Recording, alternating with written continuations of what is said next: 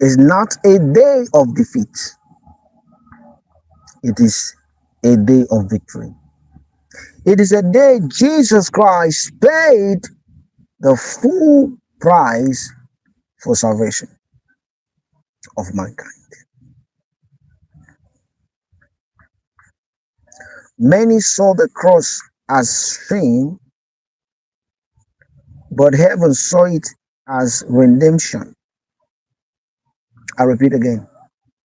Many saw the cross as shame,